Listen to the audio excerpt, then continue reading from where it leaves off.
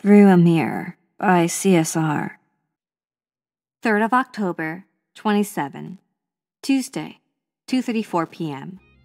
So, Lewin took me to the usual hangout that the Smarags go with their teenage human companions. It was somewhat of a rural area, kind of like a skate park in Homans. There was graffiti all around, but I heard that it was legal in this area. The rocks all around were an orange color. I looked around and saw the potential it currently had to entertain your typical teenager that would socialize with a monster. It is actually sad that there is such a low number of teenagers, especially compared to children. The older the child, the less there was. For whatever reason, Fafalo was there, but it wasn't uncommon for me to see him around for any seeming purpose. He kept an eye out for me because Kristen told him to, or so Fafalo says. I don't know. I feel like he either really does care about me and wants to hang out, or there is someone in my group of friends he specifically wants to be with. Charlotte had made a friend, and they were there together. The girl was goth or punk, whatever the term was, with a loner attitude and an intimidating scowl. But I could tell that she actually was nice. I loved her hair and style, to be honest. She was 14 and already had bright purple hair with it shaved on one side. Her face and ears were covered in piercings, as she wore a leather jacket, a skeleton ribcage tank top, ripped-up jeans, and black army boots. I was so intrigued by her look that I knew I needed to go talk to her.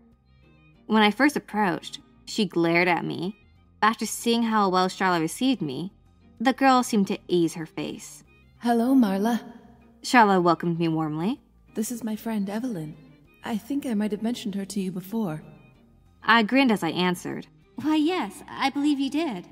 I turned to the girl and put my hand out for a shake. I am Marla. It's a pleasure to meet you, Evelyn. She gave me a small smirk as she took a hold of my hand and responded. You can call me Evie.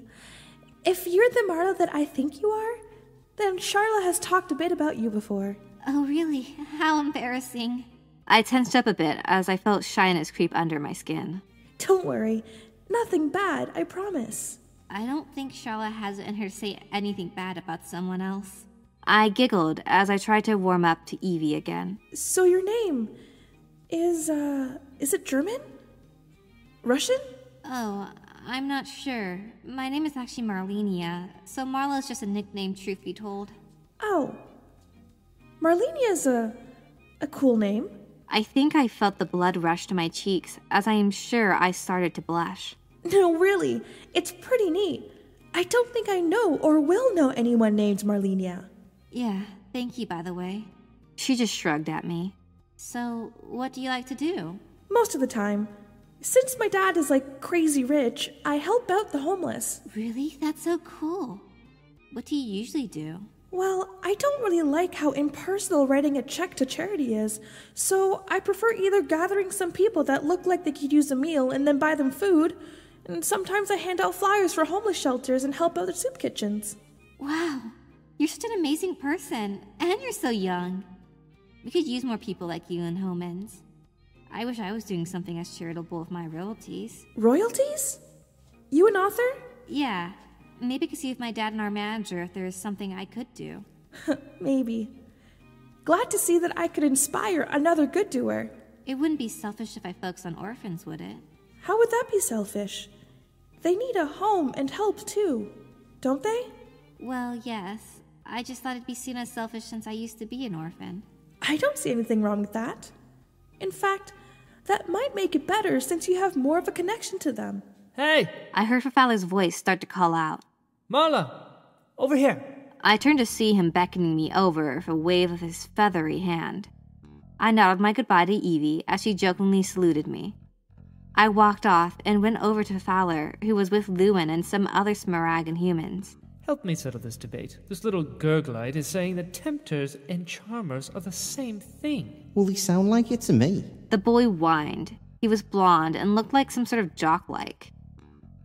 He was probably 15 or 16. Well, they aren't the same Durette's thing, you jibbo. Tempters are way cooler than charmers anyways. I looked over to a smiling Lewin who was rolling his eyes off of Fowler's comment. Tempters tempt people. Charmers charm people. Not the same thing. yes it is. Actually, I jumped in. It isn't. The definition of tempt is to entice or attempt to entice someone to do or acquire something they find attractive, but know to be wrong or not beneficial. While the definition of charm is to gain or influence with an attractive or alluring characteristic, or to control or achieve by or as if by magic. What are you, a dictionary? My father coughed under his breath. Hey, I have another personal matter to discuss with you. Yeah, I responded. It's about Darlene. What about her? She has a crush on Javis, right? What? I don't think so. I think she sincerely hates him. It's a female thing. You'll understand when you're older. They pretend to dislike someone that they really do like. Sure. After a while longer, some silly bickering, I decided to separate myself for a slight breather. And some release. This time it meant only to write in this journal. 3rd of October, 27, Tuesday, 3:26 p.m. So, shortly after I finished my journal entry, a very familiar face had approached me. I can't believe I missed her amongst all the other children. None other than Ashley, the same Ashley from Cornwall's safe home for children. She slid up to me, all cat-like, acting as though it made her cool and sly. Hello, Marla. She said, looking down upon me as she always had, with a smile in her eyes saying we're finally equals. You look and seem so different now. Something about the way she talked almost made her seem defeated. It's just what happens when I'm here, for whatever reason. I still have my red hair, and it's still medium length. As well as my face hasn't changed. I'm practically the same, except that I'm not an orphan, and I am actually happy for once in my life. Oh, and I'm not around anyone that makes me want to hang myself. I looked up at her and saw how uneasy she looked. Her face was filled with actual guilt, and I felt a part of me feeling bad for what I said. But then another part of me saying that it was only right and nothing was at all wrong with what I had said. I'm sorry if that seemed unfair. So, how is life with your parents? She obviously wanted to change the subject. It's great. My dad is an author, so now I am too. Published and everything. Happened when I was 12, so technically I had a job and got paid pretty young. I felt so dirty. Talking as though I was better than her. Trying to glorify myself. Showing off. Oh, 3, what had I come to? Oh, really? That's so cool. I got adopted too. A few months after you were, actually. A nice rich couple. They thought about getting Jessica, but they wanted to maybe get 2 girls, like sisters, so they asked her who her best friend was, and I just so happened to be on her good side that week, so she pointed me out. They ended up changing their mind about getting 2 children and just got me instead. Ironic, right? She always said she'd get adopted before the 2 of us. Sure. I wanted to tell her that wasn't exactly what ironic meant, but held back my urges. I'm glad you have parents to provide for you. Do you like living with them? I love it. So, you're friends with a Smirag? I'm a bit surprised. Oh yeah, his name's Raziel. I totally thought he was a perverted creep at first, but I warmed up to him. Turns out he actually is half creep.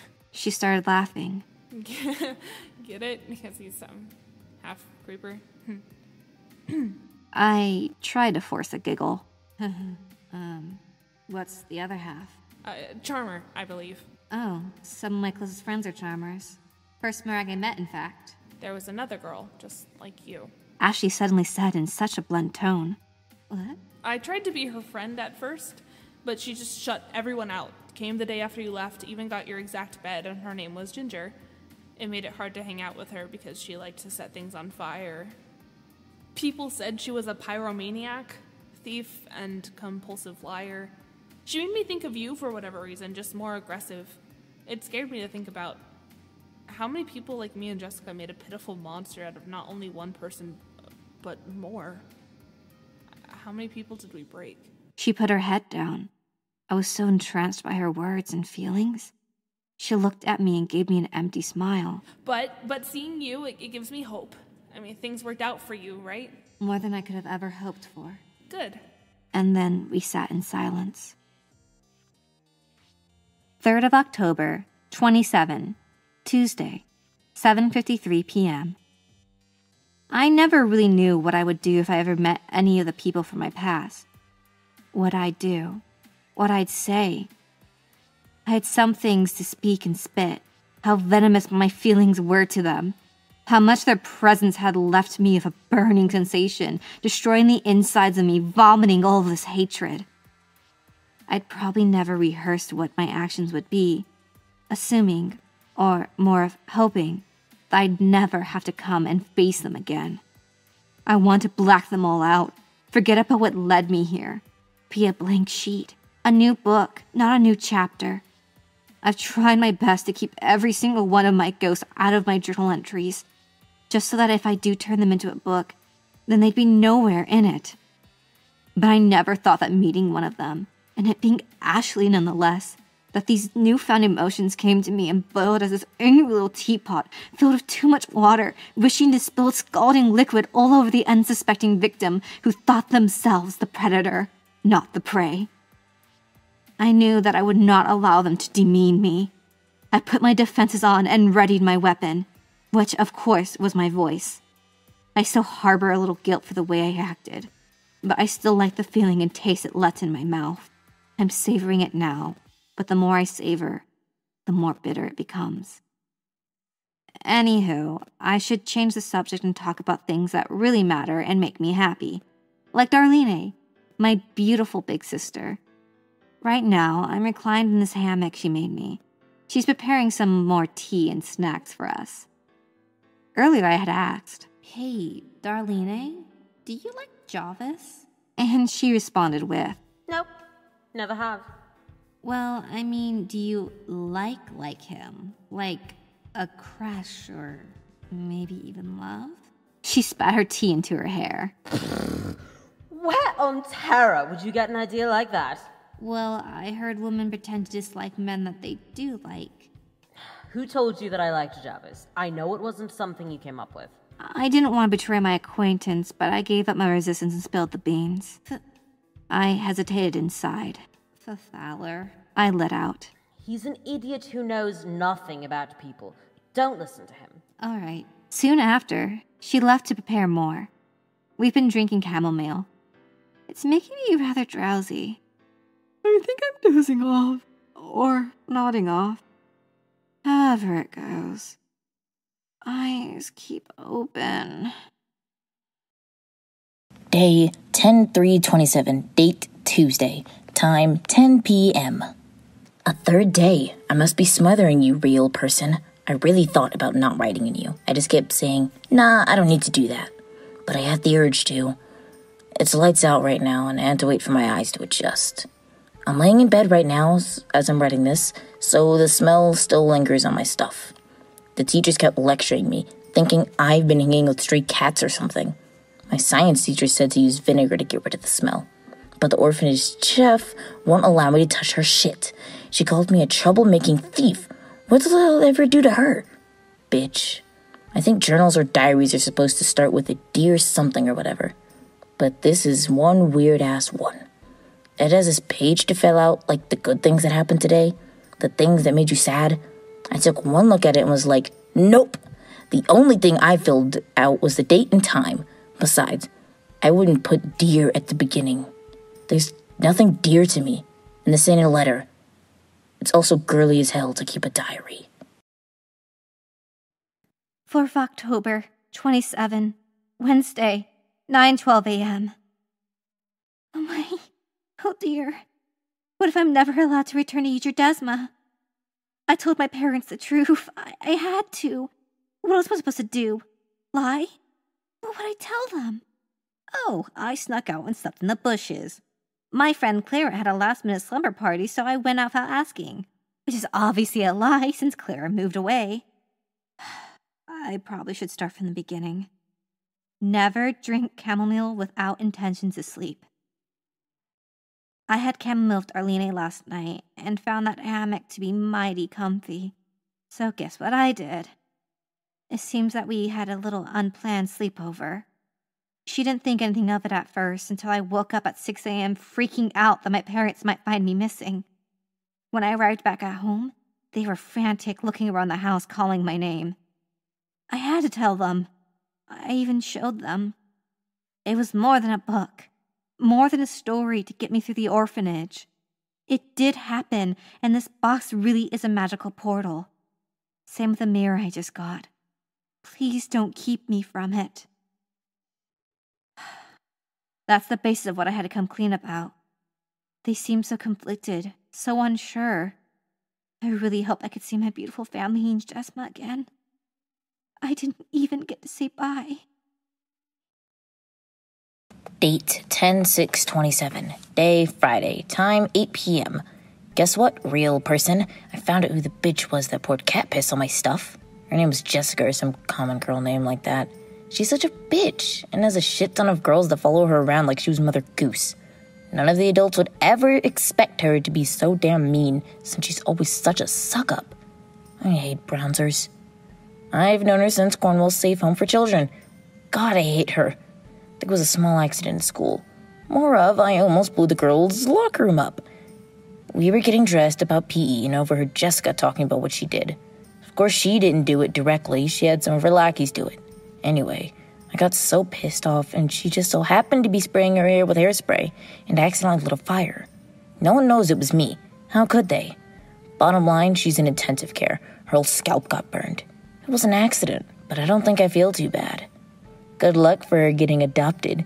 That bitch had it coming. Now she looks as ugly on the outside as she is in. Some other girls got slightly injured, a few burns here and there. It's times like that I wonder what it feels like to get physically burned or hot. No matter how much I touch flames, it doesn't hurt or injure me. In fact, it makes me feel calmer. I never can imagine what it feels like. All the things that it's been compared to, I've never felt. I thought I wasn't going to write in this again. This morning I woke up and realized I hadn't written in several days and thought, ha, I was right. But here I am again. Must be because I have something to write about. In fact, I wanted to write about it. Guess I'm just bragging. I put a bitch in her place. Granted, it was by accident, but still. Little Ginger's going to hell. It's where her soul was born and lives there still. Day 10/7/27. Date Saturday. Time 10 a.m. We're supposed to go to church, but I snuck away. Like I want to listen to bullshit and poison they spit at those services. Think I'll head to a liquor store or gas station or something. So I went to the gas station. Of course, I don't got no money, so I borrowed a few things that I'm probably not going to return. No one's going to cry over a switchblade, knife, a pack of cigarettes, and gum. Seriously, no one would give two shits about it. It's hard to steal a lighter because they're on the counter. Good thing I don't need to. I'm my own personal lighter. The puppets are still at church, or probably just ended their boring mass. I don't know or care. I'm just dissolving in the gleam of this fag.